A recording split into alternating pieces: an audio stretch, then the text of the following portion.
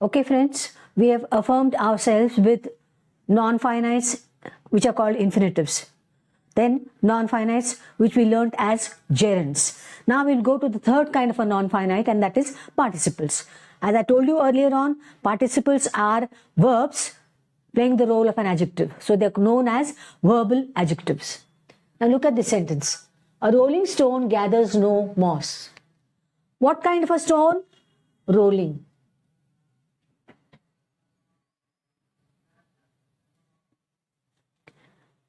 Already when we have done the WH question, I have told you that for adjectives, we ask two kinds of questions. We ask what kind of, or we ask which. Okay? So, what kind of a stone? Rolling stone. Or which stone? Rolling stone.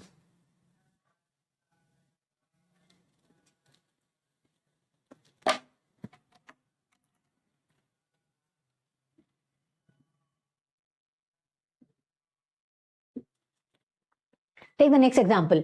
Do not get into a running train. Which train? Running train.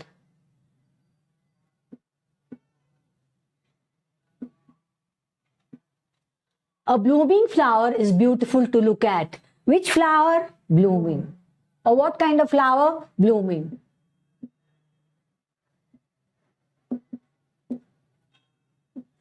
So all these verbs, they describe the noun. Rolling describes the noun stone. Okay? Running describes the noun train. Blooming describes the noun flower. So all these are, because they end in ing, they are present participles. Okay? So the participle qualifies the noun. Therefore, we have asked the question, which flower? Blooming flower. Which stone? Rolling stone. Which train? Running train. So a participle is a verbal adjective that describes the noun. Now a little later you'll be asking how confusing it is. But it becomes very simple when you ask WH questions. Primary education is the most pressing need of the hour. What kind of a need? Pressing need. Because here I've used need as a noun. He told us the most interesting story. What kind of a story? Interesting. So once again, the verbal adjective admits degrees of comparison. See, most interesting, most pressing. Okay?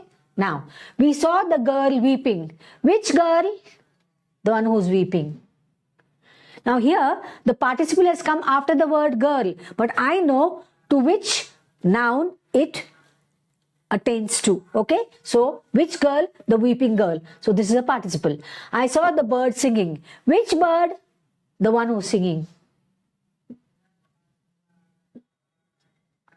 Do you see the boy riding on the horse? Which boy? The one who's riding on the horse. So once again, remember that we either ask questions what kind of or which to the noun, and we get an answer that is the participle. So a participle is a verbal adjective, and a verb that performs the role of an adjective. Okay? So the present participle expresses the action going on. Ing continues. Now let's go to the next one. Now we proceed to the past participle. Again, past participles are invariably placed before the noun. Look at this. Terrified, they stood. Which persons? Which they? I mean, this is wrong to ask a question like that. But for you to comprehend, which they? Terrified. And because it ends in ed, it's the past participle. We saw the trees laden with apples. Which trees? Laden. Driven by fury, the lion attacked the hunter. Driven. Okay? So here, these are past participles, but once again, they describe the nouns.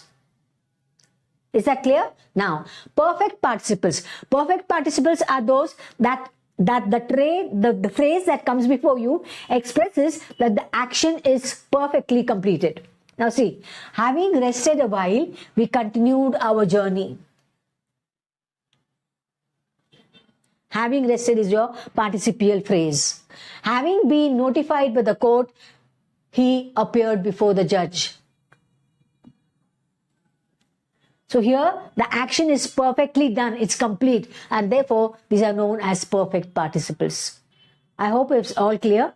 So for a gerund, you ask the question what, and for a participle, you ask a question either what kind of or which. Clarify that, you will never go wrong. You'll find the difference between both. Okay. Hello friends, we have completed infinitives. We have affirmed ourselves with gerunds. I've also done a few examples for participles. Now let us do a little bit more to make us comprehend as to how participles could be found while we are analyzing sentences. Okay. Now look at this.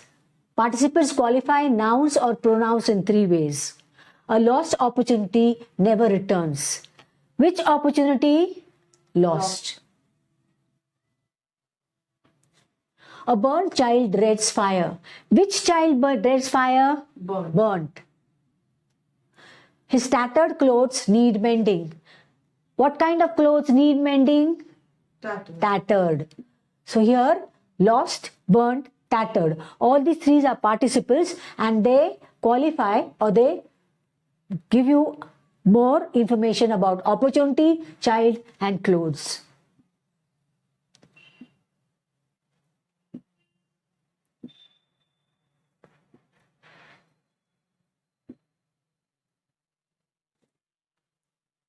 Now, participles can be used attributively because here you have written the participle in front of the noun concerned and it is in the earlier part of the statement where we look upon as the subject.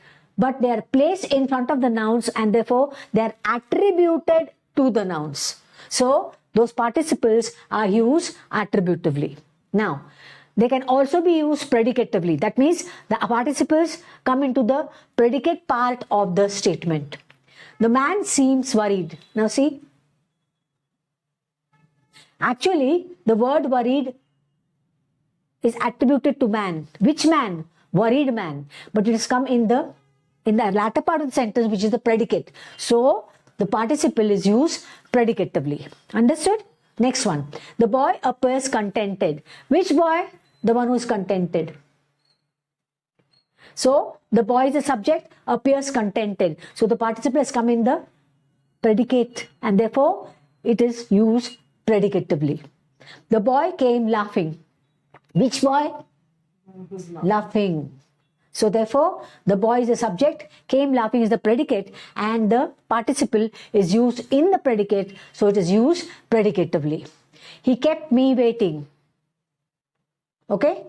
Waiting.